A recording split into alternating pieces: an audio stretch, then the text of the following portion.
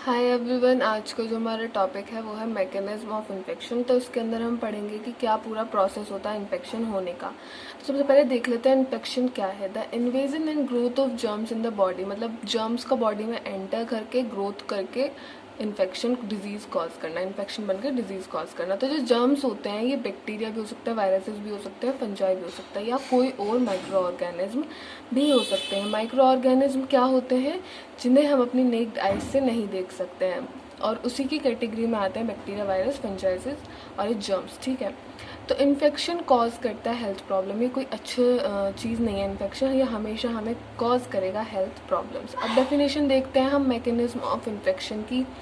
तो ये क्या है? The process through which microorganism cause disease involve several or all of the following stages. ये वो प्रोसेस है जिसके थ्रू माइक्रो ऑर्गेनिज्म जो है वो कॉज करते हैं बीमारियां, और जो इन्वॉल्व करते हैं कुछ स्टेजेस। क्या है वो? सबसे पहला है इनकाउंटर।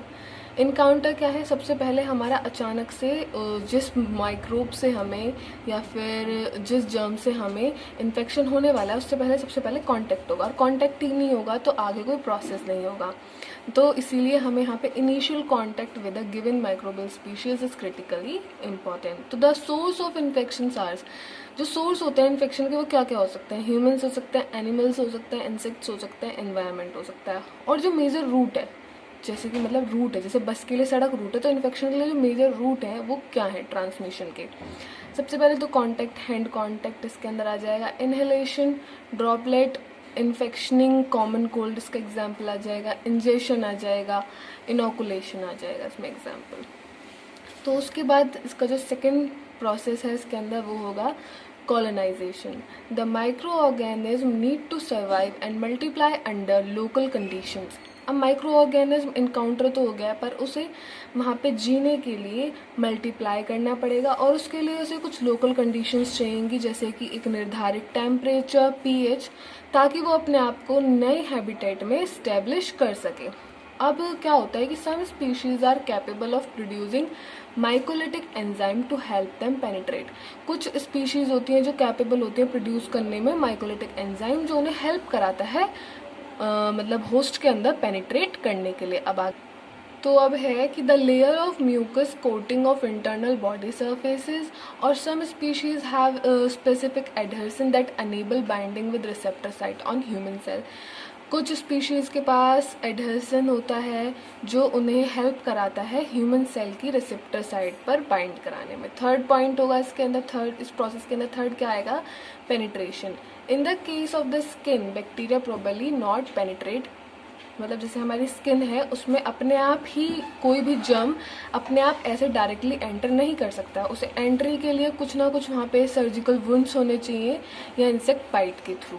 तो जो इन्फेक्टिव पार्ट, उसके बाद क्या होगा? जो हमारे मतलब क्या होता है कि जो इन्फेक्शन हो गया है हमें, जो इन्फेक्टिव पार्टिकल है वो कहाँ कहाँ जा सकते हैं? Alveoli and establish infection through mucociliary escalator and cough reflex. इन दोनों के प्रोसेस के थ्रू इन्फेक्टिव पार्टिकल रीच कर जाएंगे लोबुलर में और स्टेब्लिश कर लेंगे और वहाँ पे इन्फेक्शन कॉज कर देंगे। उसके बाद फोर्थ पॉइंट क्या होगा? वो वहाँ पे मल्टीप्लाई हो गया है। इनकाउंटर तो सबसे पहले इनकाउंटर हो गया, फिर मल्टीप्लाई हो गया, फिर स्किन के अंदर भी चला गया, अब स्प्रेड होगा। स्प्रेड में क्या होगा? वो अब पूरी तरह से बॉडी में फैलना शुरू होगा। एंड इन्वेडिंग माइक्रो ऑर्गेनिज्म में स्प्रेड बाय वन और मोर रूट्स। अब यहाँ पे इसे रूट्स चाहिए, किसी भी रूट्स के थ्रू हो सकता है, जैसे कि होस्ट के टिश्यू हो सकते हैं, वीन्स हो सकते हैं, और लिम्फेटिक पाथ के थ्रू भी।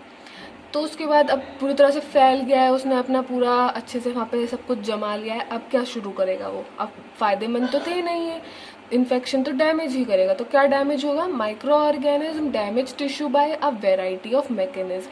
सबसे पहले टिश्यू को डैमेज करना शुरू करेगा बाय डिफरेंट मैकेनिज्म। सबसे पहले है बल्क इफेक्ट, उसके बाद टॉक्सिन मीडिएटेड। ये जो जर्म्स होते हैं कुछ टॉक्सिन रिलीज करते हैं जिसकी वजह से टिश्यू का डैमेज होना शुरू हो जाता है। अल्टरेटेड फंक्शन ऑफ होस्ट सिस्टम, जो मतलब एक नॉर्मल होस्ट पर्सन का फंक्शन कर रहा था पूरे ऑर्गन, टिश्यू, सेल वगैरह बॉडी के, उसे अपने अकॉर्डिंग चेंज कर देगा।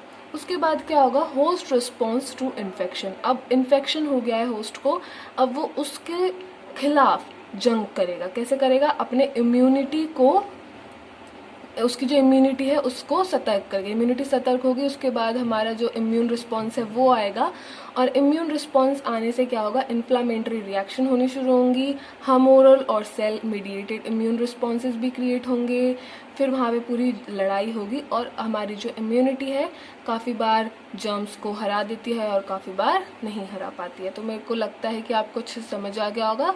अगर कहीं भी कोई भी प्रॉब्लम है तो आप कमेंट बॉक्स में कमेंट करके पूछ सकते हैं। Thank you everyone.